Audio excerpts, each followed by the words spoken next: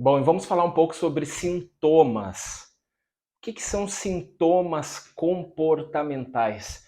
E essa é uma das grandes dificuldades, tanto das famílias quanto os profissionais que cercam os nossos filhos que possuem o TOD. As pessoas, por muitas vezes, têm dificuldade de diferenciar o que é uma questão comportamental normal para um sintoma comportamental.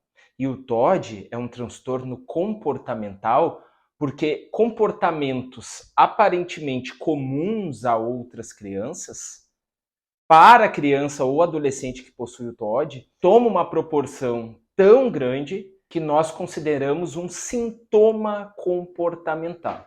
E isso é muito fácil para nós entendermos num momento onde a gente pode começar falando sobre depressão e ansiedade. Todas as pessoas vivem momentos mais ansiosos. Todas as pessoas, em algum momento, vivem momentos mais depressivos, mais melancólicos. Mas não é por isso que essas pessoas possuem um transtorno de ansiedade ou um transtorno depressivo maior. Ou seja, a doença em saúde mental. Eu tenho um comportamento comum a todos, mas quando esse comportamento toma uma proporção que gera prejuízos significativos, eles se apresentam de uma forma sistemática e por muitas vezes em situações ao qual a pessoa não deveria sentir tamanho desconforto. Uma pessoa que está na beira da praia, com uma vida tranquila e de repente ela tem uma crise de ansiedade. Aquele sentimento, ele não corresponde à vivência que aquela pessoa vive neste momento. Ainda mais há recorrências de crises de ansiedade, fazendo com que essa pessoa comece a evitar certos lugares, tenha crises de ansiedade por ter medo de ter crises de ansiedade. Então, nós olhamos comportamentos comuns em proporções maiores e por isso que nós qualificamos como um sintoma comportamental. Espirrar é um sintoma de uma gripe. E agora eu pergunto para você, eu consigo não espirrar? Não, eu não consigo. Eu posso trancar o espirro em algum momento. Mas ele está aqui, ele precisou se manifestar. Se eu tranquei algo. Eu tive que agir a um sintoma. Ou seja, eu não tenho o controle. E esse sintoma é um sinal de alerta. Os sintomas comportamentais, eles funcionam da mesma maneira. E é isso que é importante que você entenda. Quando seu filho apresenta comportamentos opositores e desafiadores, oriundos de um transtorno mental, ela está manifestando um sintoma comportamental. A sociedade está aí sempre para julgar esses comportamentos como sendo comportamentos isolados, falta de limite, mal educação, os pais não gerenciam essa criança e nós estamos cansados de saber que o que mais vocês fazem é esforço para dar regras e limites. Só que esses comportamentos, eles são sintomas de um transtorno mental. Por isso que nós não podemos olhar a partir do viés comum, do senso comum. E essa é a grande diferença. E é isso que você que é mãe, você que é pai, profissional da saúde, que está aqui dedicado para aprender cada vez mais sobre o TOD, precisa entender que nós temos comportamentos num lado e sintomas comportamentais de um outro lado, e há um abismo de distância. Uma criança que apresenta um comportamento comum de birra, quando os pais agem num processo educativo tradicional, rotinas, regras, algumas consequências, esses comportamentos de birra tendem a se extinguir. Ou seja, nós aplicamos o manual básico e temos excelentes resultados. A criança ou adolescente que possui o TOD, não. Ele precisa de uma intervenção clínica Porque para gerenciar os sintomas comportamentais, eu preciso de uma intervenção clínica. Então, existe uma grande diferença no processo educativo de uma criança que não possui transtornos mentais para crianças que possuem transtornos mentais.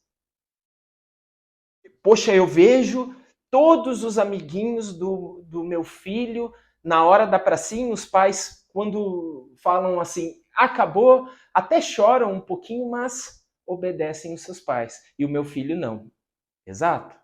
Porque ele possui um transtorno mental de oposição e desafio. Então, sempre que eu propor certas regras, certos limites, eu vou ativar esses sintomas e a criança ou adolescente vai agir de forma reativa a isso. Eu tenho um transtorno que, frente a limites e regras, ao invés de parar, o que acontece? As questões comportamentais, os sintomas comportamentais só se potencializam. Então, nós precisamos olhar os comportamentos da criança com o TOD como sintomas comportamentais. E sintomas comportamentais são questões de saúde. A intervenção que eu preciso fazer é clínica. Então não se sinta culpado por não conseguir fazer o manejo correto. Porque lhe faltam as informações técnicas para realizar o manejo clínico dentro dessas situações. E em alguns momentos é muito diferente ao que o senso comum exige. Então, isso que a partir de agora você precisa entender. Quando seu filho está tendo uma crise, gritando, berrando, aquela crise é prejuízo por prejuízo, é desorganização emocional, é um sintoma. Da mesma forma como se ela estivesse com febre, da mesma forma como se ela estivesse espirrando, com diarreia, com qualquer outra situação sintomática que eu iria procurar auxílio médico para fazer a intervenção clínica correta. Quando o teu filho está com febre, você de imediato procura um técnico para o manejo correto. Só que nas questões emocionais, a grande maioria das pessoas não tem esse gatilho de ação. Olha, o meu filho está numa crise comportamental. Eu preciso de um suporte técnico para fazer esse manejo. E eu olho o meu filho, a partir de hoje, não como uma criança ruim, não como uma criança mal educada, mas uma criança que apresenta sintomas de oposição e desafio e que precisam de um olhar clínico e afetivo.